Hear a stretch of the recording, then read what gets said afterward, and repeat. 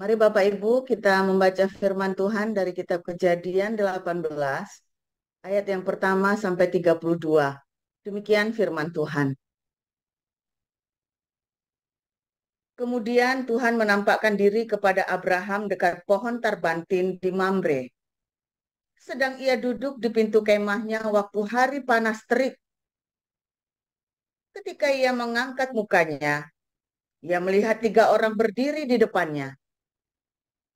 Sesudah dilihatnya mereka, ia berlari dari pintu kemahnya menyongsong mereka. Lalu sujudlah ia sampai ke tanah, serta berkata, Tuanku, jika aku telah mendapat kasih Tuanku, janganlah kiranya lampaui hambamu ini. Biarlah diambil air sedikit, basuhlah kakimu, dan duduklah beristirahat di bawah pohon ini. Biarlah ku ambil sepotong roti, supaya tuan-tuan segar kembali. Kemudian, bolehlah tuan-tuan meneruskan perjalanannya, sebab tuan-tuan telah datang ke tempat hambamu ini. Jawab mereka, perbuatlah seperti yang kau katakan itu. Lalu Abraham segera pergi ke kemah mendapatkan Sara serta berkata, segeralah ambil 3 sukat tepung yang terbaik, remaslah itu dan buatlah roti bundar. Lalu berlarilah Abraham kepada lembu sapinya. Ia mengambil seekor anak lembu yang empuk dan baik dagingnya dan memberikannya kepada seorang bujangnya. Lalu orang ini segera mengolahnya. Kemudian diambilnya dadih dan susu serta anak lembu yang telah diolah itu, lalu dihidangkannya di depan orang-orang itu. Dan ia berdiri di dekat mereka di bawah pohon itu, sedang mereka makan. Lalu kata mereka kepadanya, di manakah Sara istrimu? Jawabnya, di sana, di dalam kemah. Dan firman-Nya, sesungguhnya aku akan kembali tahun depan mendapatkan engkau. Pada waktu itulah Sara istrimu akan mempunyai seorang anak laki-laki. Dan Sara mendengarkan pada pintu kemah yang di belakangnya. Adapun Abraham dan Sara telah tua. Dan lanjut umurnya, dan Sara telah mati haid. Jadi tertawalah Sara dalam hatinya, katanya, akan berahikah aku setelah aku sudah layu, sedangkan tuanku sudah tua?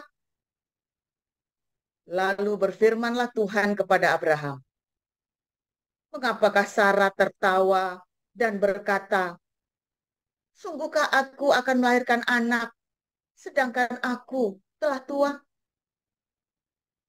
Adakah sesuatu apapun yang mustahil untuk Tuhan? Pada waktu yang telah kutetapkan itu, tahun depan, aku akan kembali mendapatkan engkau.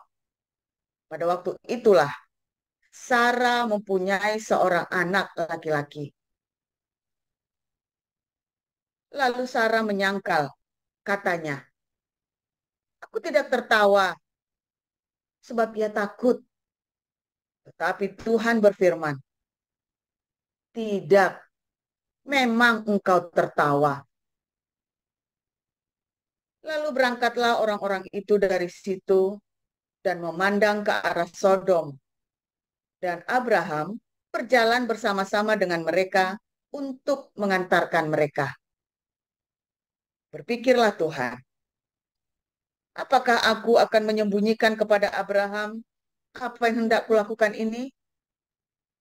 Bukankah sesungguhnya Abraham akan menjadi bangsa yang besar serta berkuasa, dan oleh dia segala bangsa di atas bumi akan mendapat berkat,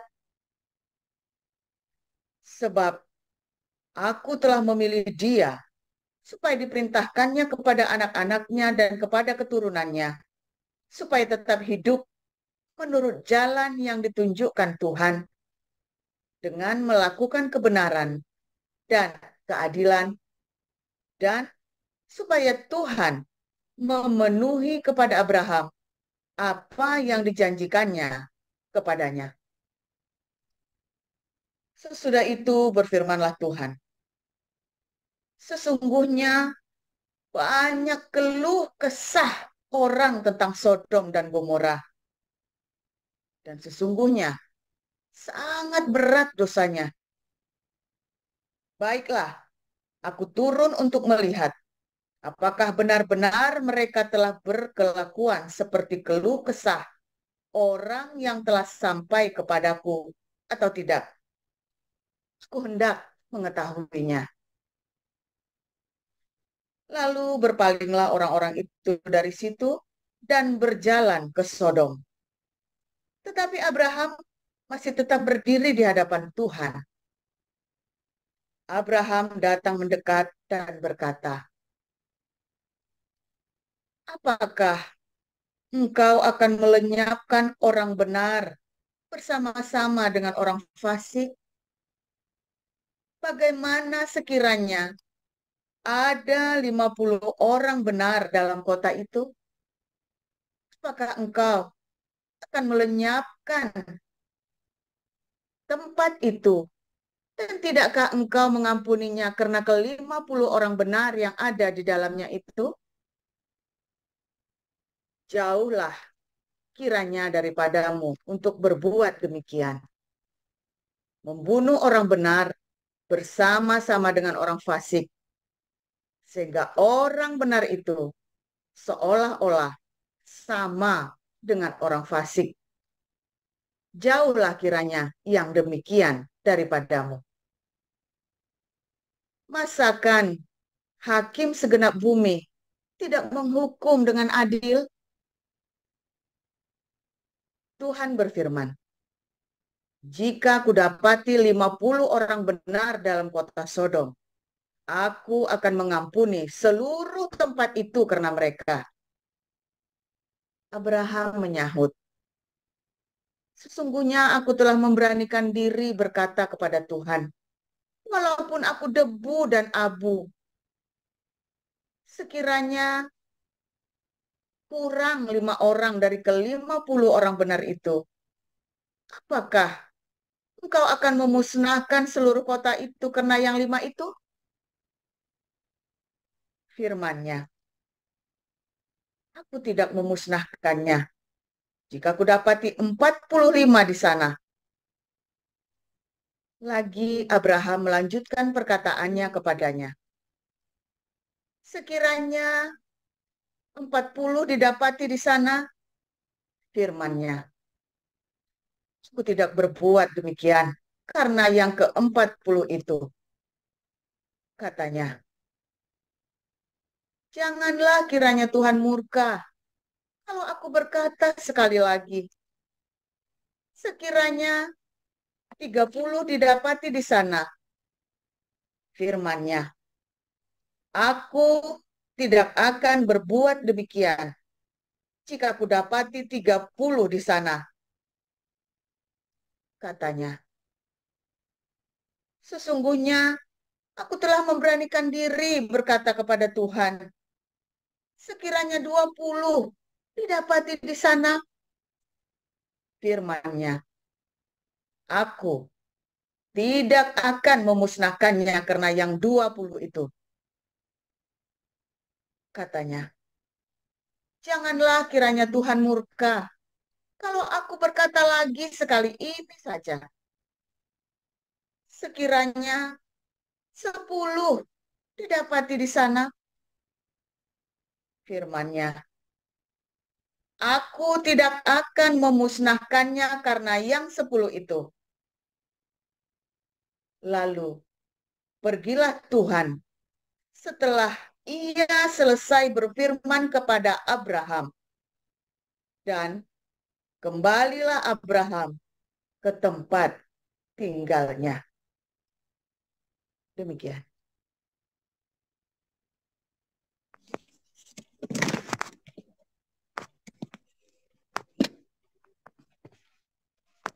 Baik, saya akan membacakan kebenaran firman Tuhan yang terambil dari kitab 1 Korintus 15 ayat 1 sampai 34.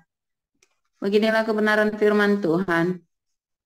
Dan sekarang, saudara-saudara, aku mau mengingatkan kamu kepada Injil yang aku beritakan kepadamu dan yang kamu terima, dan yang di dalamnya kamu teguh berdiri.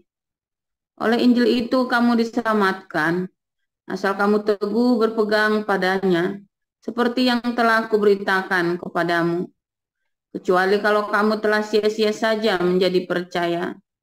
Sebab yang sangat penting telah aku sampaikan kepadamu, yaitu apa yang telah aku terima sendiri, ialah bahwa Kristus telah mati karena dosa-dosa kita, sesuai dengan kitab suci, bahwa ia telah dikuburkan, dan bahwa ia telah dibangkitkan pada hari yang ketiga, sesuai dengan kitab suci, bahwa ia telah menampakkan diri kepada Kefas, dan kemudian kepada ke-12 muridnya.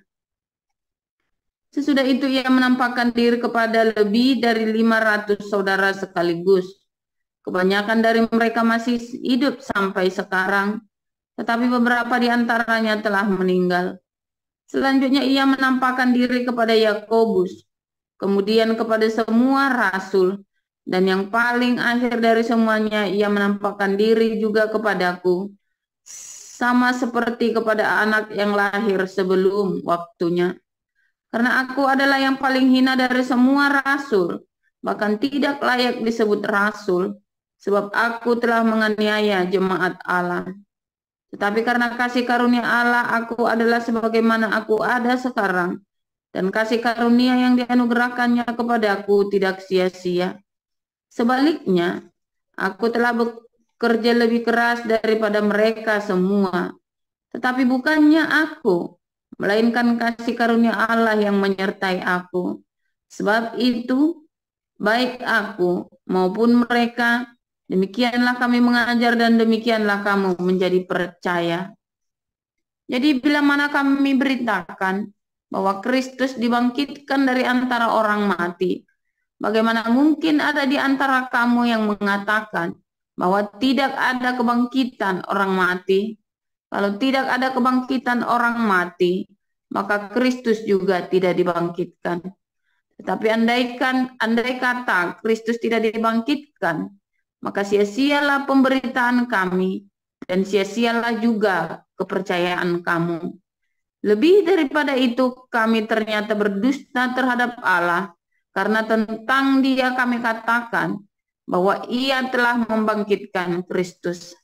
Padahal Ia tidak membangkitkannya. Kalau andai kata benar bahwa orang mati tidak dibangkitkan. Sebab jika benar orang mati tidak dibangkitkan, maka Kristus juga tidak dibangkitkan. Dan jika Kristus tidak dibangkitkan, maka sia-sialah kepercayaan kamu dan kamu masih hidup dalam dosamu. Demikianlah binasa juga orang-orang yang mati dalam Kristus. Jikalau kita hanya dalam hidup ini saja menaruh pengharapan pada Kristus, maka kita adalah orang-orang yang paling malang dari segala manusia. Tetapi yang benar ialah bahwa Kristus telah dibangkitkan dari antara orang mati sebagai yang sulung dari orang-orang yang telah meninggal. Sebab sama seperti maut datang karena satu orang manusia, demikian juga kebangkitan orang mati datang karena satu orang manusia. Karena sama seperti semua orang mati dalam persekutuan dengan Adam, demikian pula semua orang akan dihidupkan kembali dalam persekutuan dengan Kristus. Tetapi tiap-tiap orang menurut urutannya. Kristus sebagai buah sulung, sesudah itu mereka yang menjadi miliknya pada waktu kedatangannya. Kemudian tiba kesudahannya, yaitu bila mana ia menyerahkan kerajaan kepada Allah Bapa, sesudah ia membinasakan segala pemerintahan, kekuasaan, dan kekuatan. karena ia harus memegang pemerintahan sebagai raja sampai Allah meletakkan semua musuhnya di bawah kakinya. Musuh yang terakhir yang dibinasakan ialah maut, sebab segala sesuatu telah ditaklukkannya di bawah kakinya. Tetapi kalau dikatakan bahwa segala sesuatu telah ditaklukkan, maka teranglah bahwa ia sendiri yang telah menaklukkan segala sesuatu di bawah kaki Kristus itu tidak termasuk di dalamnya.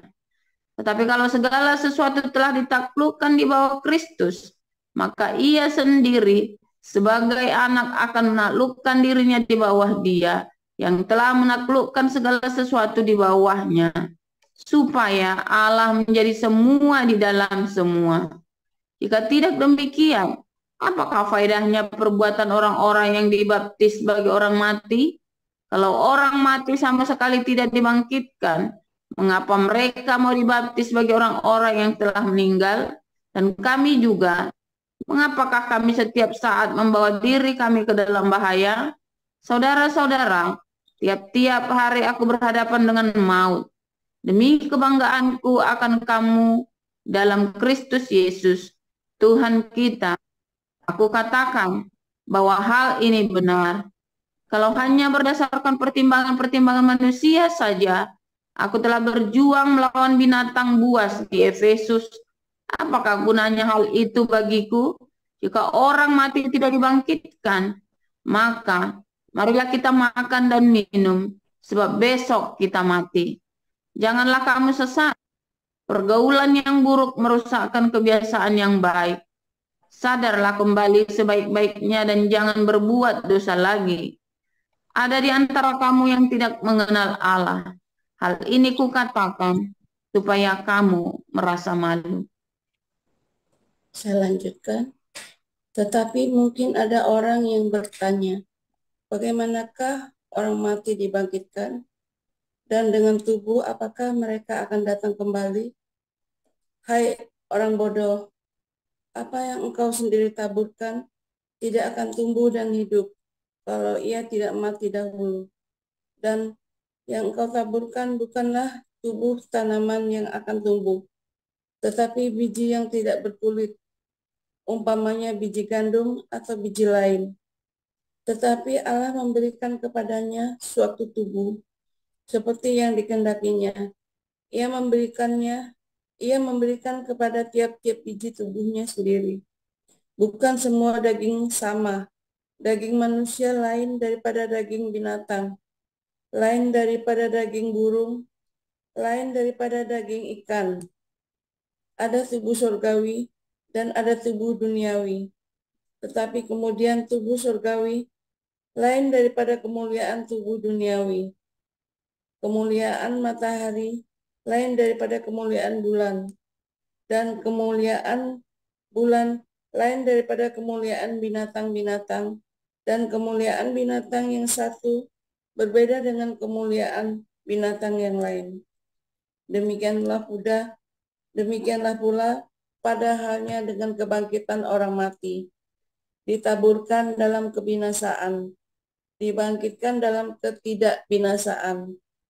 Ditaburkan dalam kehinaan, dibangkitkan dalam kemuliaan. Ditaburkan dalam kelemahan, dibangkitkan dalam kekuatan. Yang ditaburkan adalah tubuh alamiah, yang dibangkitkan adalah tubuh rohania. Jika ada tubuh alamiah, maka ada pula tubuh rohania. Seperti ada tertulis, manusia pertama Adam menjadi makhluk yang hidup, tetapi Adam yang akhir menjadi roh yang menghidupkan. Tetapi yang mula-mula datang bukanlah yang rohania, tetapi yang alamiah. Kemudian barulah datang yang rohania. Manusia pertama yang berasal dari debu, tanah dan bersifat jasmania. Manusia kedua berasal dari surga. Makhluk-makhluk alamiah sama dengan dia yang berasal dari debu tanah, dan makhluk-makhluk surgawi sama dengan dia yang berasal dari surga.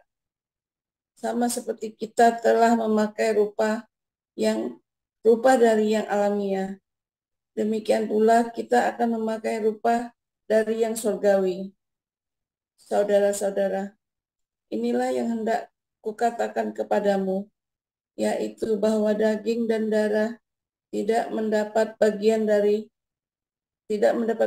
dalam kerajaan Allah, dan bahwa yang binasa tidak mendapat bagian dalam apa yang tidak binasa. Sesungguhnya aku menyatakan kepadamu suatu rahasia. Kita tidak akan mati semuanya, tetapi kita semuanya akan diubah dalam sekejap mata pada waktu bunyi nafiri yang terakhir. Sebab nafiri akan berbunyi dan orang-orang mati akan dibangkitkan dalam keadaan yang tidak dapat binasa, dan kita semua akan diubah. Karena yang dapat binasa ini harus mengenakan yang tidak dapat binasa, dan yang dapat mati ini harus mengenakan yang tidak dapat mati. Dan sesudah yang dapat binasa ini mengenakan yang tidak dapat binasa, dan yang dapat mati ini mengenakan yang tidak dapat mati, maka akan genaplah firman Tuhan yang tertulis, maut telah ditelan dalam kemenangan. Hai maut, di manakah kemenanganmu? Hai maut, di manakah sengatmu?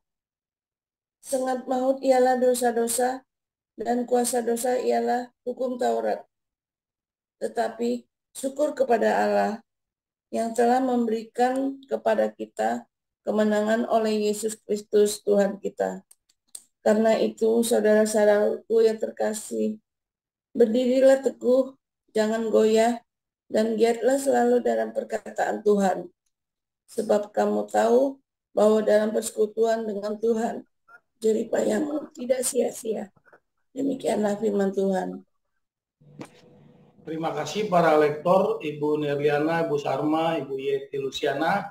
Terima kasih Pak Mulia. Firman Tuhan pagi hari ini pada kita judulnya Dongeng tentang Dewa Yahweh. Silakan Pastor Paul. Tak nyalain ya. Haleluya, luar biasa firman Tuhan. Selalu baru setiap hari bagi kita semua yang menanti-nantikan Tuhan dengan pengharapan, saudara ya. Luar biasa firman Tuhan. Saudara, kita masuk ya. Setiap kali baca firman Tuhan, ada sesuatu yang baru kalau Anda menantikan Tuhan dengan sungguh-sungguh mencari, saudara ya. Sehingga firman Tuhan itu tidak menjadi membosankan. Firman Tuhan itu tidak menjadi sesuatu yang seakan-akan membaca firman Tuhan kayak kewajiban ya. Harus disiplin baca firman Tuhan. Kenapa, saudara? Karena Anda tidak menanti-nantikan Tuhan dalam pengharapan. Ya, saya dulu baca firman Tuhan itu kejar setoran. Ya, sekarang saya baca firman Tuhan itu karena kehausan. Ya, saudara ya. Sejak 2014 itu ya saya mengalami pengalaman bersama dengan Tuhan, terobosan hidup saya yang luar biasa ya. Saya kalau baca firman Tuhan adalah rasa cinta, saudara ya, bukan karena kewajiban. Sehingga setiap kali saya membaca selalu ada yang baru, selalu ada yang baru. Ya, selalu, saudara ya. Dan itu yang baru itu bukan cuma buat kayak, saya lebih tahu dari kamu loh. Bukan, saudara.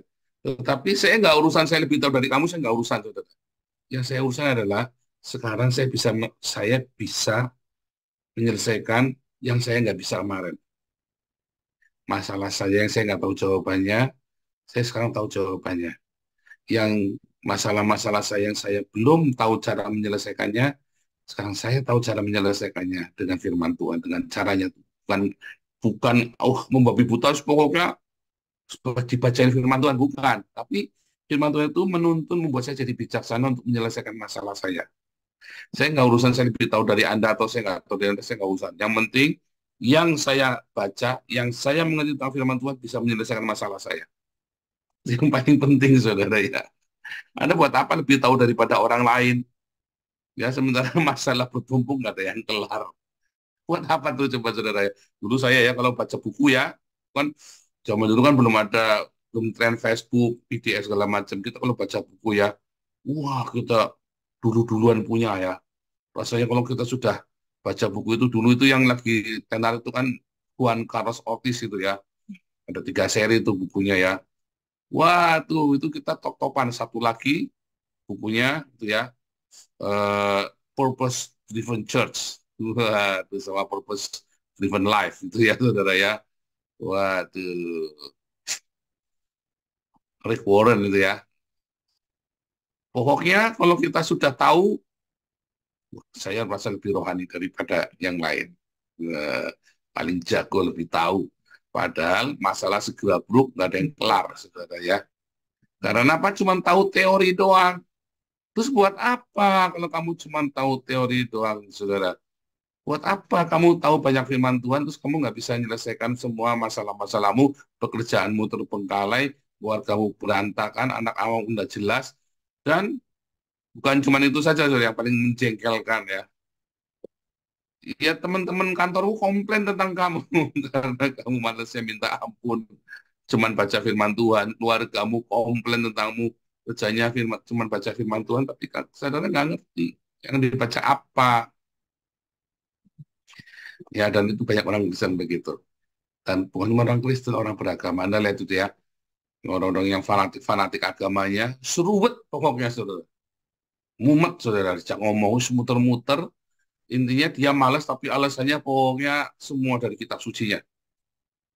Ya, mau sholat 5 kali, mau sembahyang, mau KKR, mau apalah latihan WL, sama saja. Mau sholat 5 kali juga sama, mau latihan WL juga sama. Pokoknya orang beragama itu ruwet, saudara ya.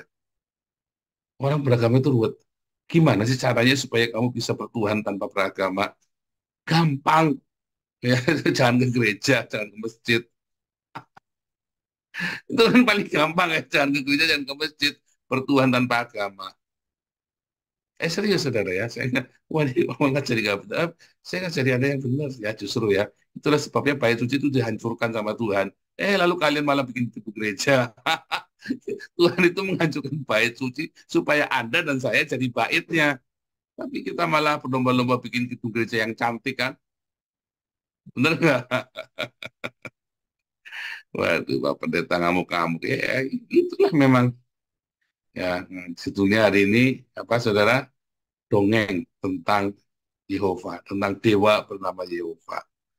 Ya, saudara, orang rabai Yahudi yang terkenal namanya Maimonides, Rambam, Rabai Moses ben Maimonides.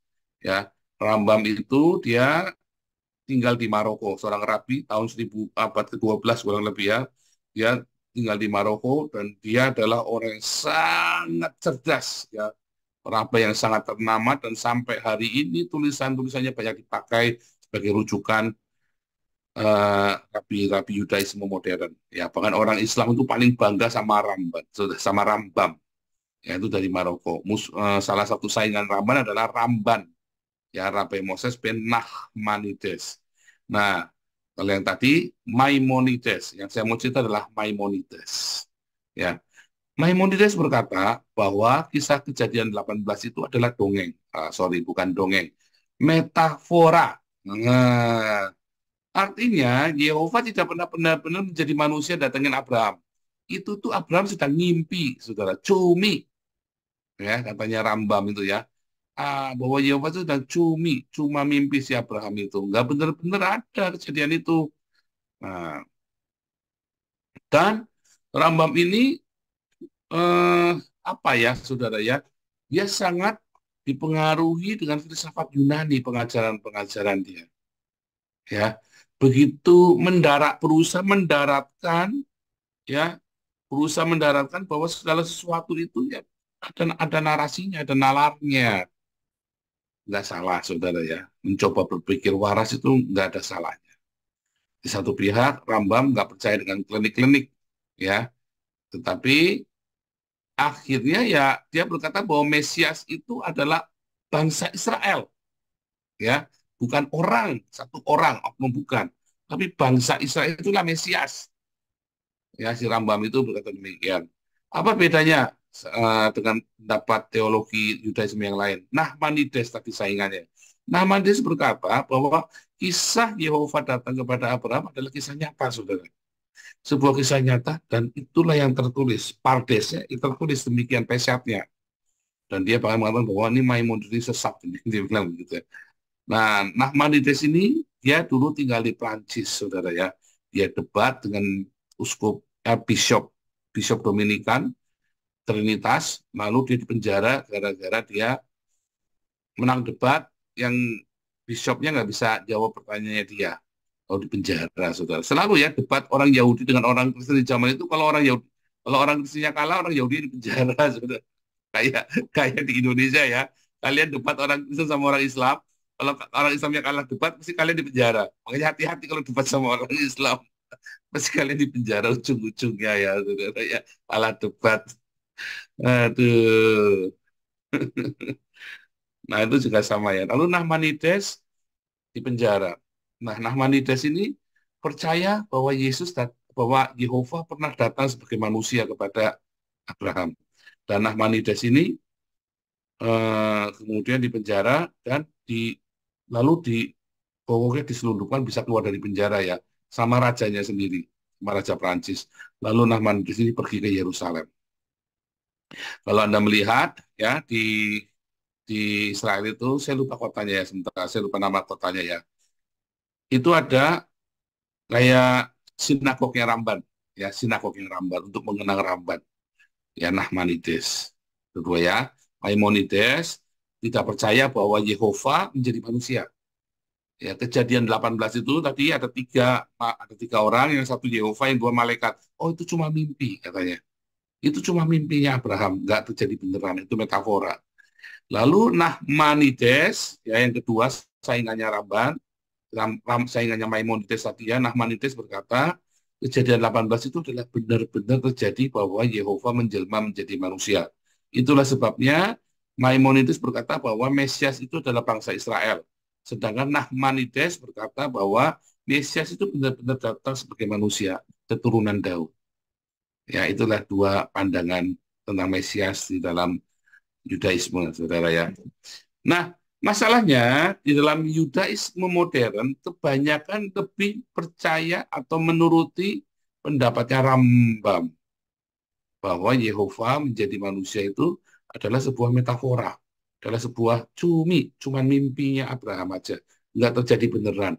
Artinya bahwa kisah 18 ini ya kita berkata, oh, ini cuma dongeng doang, ya, karena itu tadi ya, ada pengaruh filosofi Yunani di dalamnya. Sedangkan kalau si Nachmanides, dia percaya dengan Peshiat yang tertulis. Ya, bahwa tertulis demikian, ya sudah itu terjadi. Kata si Nachmanides ya. Nah, saudara, apabila Yehova tidak pernah datang mengunjungi manusia, apa yang terjadi, saudara? Apabila Yehova tidak pernah menjelma menjadi manusia, maka selamanya Yehova itu adalah sebuah dongeng, saudara. Sama seperti ceritanya Marduk, ya. Di Babel, sama seperti Dewa Mitra, sama seperti kisah-kisah yang lain, ya. Yang tidak pernah dewa itu secara ini menyatakan dirinya. Adanya adalah di dalam dongeng, ya. Dewa Barah, Brahma, Wisnu, segala macam itu ya. Pernah menjadi manusia, tapi hanyalah sebuah dongeng. Tetapi tidak ada saksi sejarah, tidak pernah ada di dalam sejarahnya kisah yang sedemikian. Namun Alkitab kita mencatat hal yang berbeda, saudara ya. Para patriarkal, para nenek moyangnya orang Israel, dia mencatat perkara-perkara rohani di dalam sejarah Israel, saudara. Sebab kalau Yehova itu tidak pernah menampakkan dirinya kepada manusia, orang Yahudi ini terlalu pandai untuk diajarin bahwa Allah tidak berwujud, saudara. Ya, kalau Allah nggak berwujud, ya nggak ada, bukan gas, bukan angin, bukan padat, ya nggak ada. Berarti Allah itu nggak ada. Ya, berarti Allah itu nggak ada. Makanya saya selalu bertanya ya, ke orang Islam, apa buktinya Allahmu ada? Oh, bukti kamu masih hidup? Oh, enggak, anak saya hidup karena Tuhan Yesus, bukan karena Allahmu. Oh, buktinya ini, ya itu bukan karena Allahmu, karena Tuhan Yesus. Pokoknya. Bedanya apa, saudara? Kalau kamu berkata bahwa Allah buktikan Allahnya orang Kristen pernah menjadi manusia, pernah datang sebagai manusia. yang menyatakan dirinya bahwa dia adalah anak Allah. Dia adalah wujud dari Allah yang tidak dapat dilihat oleh mata. Yohanes 1 ayat 18, saudara ya. Dia adalah wujud. Nah, masalahnya ya, kemudian kisah tentang Yesus ini kemudian didongengkan. Didongeng Aiser, dongeng Iser, saudara ya. Artinya apa? Dibikin jadi dongeng, ya. Dibikin jadi dongeng. Jadi, ya kan? Diputar balik sama orang Yahudi dalam kisah Toledot Yesus itu. Jadi seakan-akan itu hanya sebuah dongeng. Bahkan kematian dan kebangkitan Yesus adalah sebuah dongeng. Bagi orang-orang Islam, bagi orang Yahudi, bahwa Yesus memang mati di salib, tapi nggak pernah bangkit, mayatnya dicuri. Bagi orang Islam, oh Yesus tidak pernah mati di salib. Dua-duanya berusaha menghilangkan kenyataan bahwa ada seseorang bernama Yesus yang tidak bersalah apapun, tetapi kemudian difitnah dan mati di salib. Itu kan faktanya. Nah, balik lagi, baik Abraham maupun Yesus didongengkan. Itulah saudara, itu sebabnya beberapa orang Yahudi, ya, mereka tidak bisa memahami, karena mereka memahaminya selalu dalam bentuk metafora. Makanya ada orang-orang Yahudi yang kemudian namanya Hasidic movement, ya saudara ya, itu adalah gerakan kesalehan. Nah, dia kembali benar-benar bukan orang ortodoks, bukan ya, tapi orang-orang yang percaya nubuatan, gerakan karismatik, karya Roh Kudus bekerja. Beneran saudara ya. Jadi orang Yahudi itu percaya ada Roh Kudus yang bekerja, saudara. Nah, orang-orang Hasidik inilah yang kemudian ya keluar ya ilmu tentang kabalah, kabat ya, kabalah, kabat apalagi ya beberapa itu ya. Itu jadi saudara ya, orang-orang gerakan kesalehan. Ya. Nah, ya, itu terlalu ribet ya. Kita cuma pengenalan saja. Cuma apa yang mau saya sampaikan ya, bahwa kalau kisah Yehova ini adalah hanya sebuah dongeng, silakan kita semua saudara. Ya kan? Masalahnya ya, dongeng ini ditulis dengan amat sempurna, saudara. Kalau Sang Yehova Elohim ini hanya sebuah dongeng, maka dongeng ini ditulis dengan amat sempurna, dengan kisah yang amat sangat sempurna. Di mana faktor sejarahnya, ya, ujung pangkalnya bisa tepat semua, saudara. Nggak meleset. Di mana sejarah itu kemudian menjadi patokan sejarah dunia. Makanya kalau Yehova ini adalah sebuah dongeng, kalau kisah Yesus, penyaliban Yesus ini adalah sebuah dongeng, maka yang bikin cerita ini mungkin Tuhan sendiri. Mungkin Sang Dewata itu sendiri, saudara, yang bikin dongeng ini. Karena begitu mulia kisah Yehova menjadi manusia. Begitu mulia, begitu hebat. Sang Buddha saja tidak pernah mengorbankan dirinya bagi umatnya. Tetapi ada seorang dewa, ada dewa yang bernama Yehova, ya, datang ke dunia, ya, mengorbankan dirinya untuk menyelamatkan umatnya, saudara. Nah, ini adalah dongeng yang hebat. Ini adalah cerita pertama di muka bumi ini, saudara. Bahwa sang dewa turun menjadi manusia, menyelamatkan umatnya, dan mengampuni musuh-musuhnya, dan berkorban bagi umatnya, supaya umat itu bisa selamat semua, saudara. Ini kisah pertama di dunia. Setelah itu baru ada kisah-kisah lain yang ikut-ikutan cerita ini. Setelah itu baru ada, bahkan kisah Sang Buddha yang terjadi sebelum zaman Yesus saja, nggak cerita bahwa Sang Buddha mengorbankan diri sampai mati demi umatnya. Paling cuma ngambil satu orang dagingnya satu kilo itu ya, seberat burung yang mau dimakan sama burung pemakan bangkai, pemakan daging itu ya.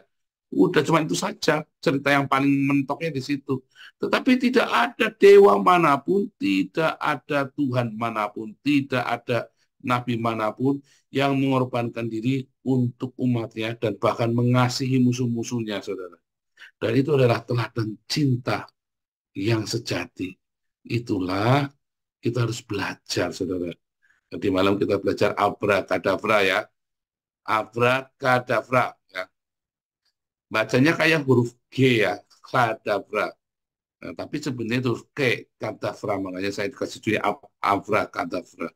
Abrakadabra ini ya adalah sebuah mantra.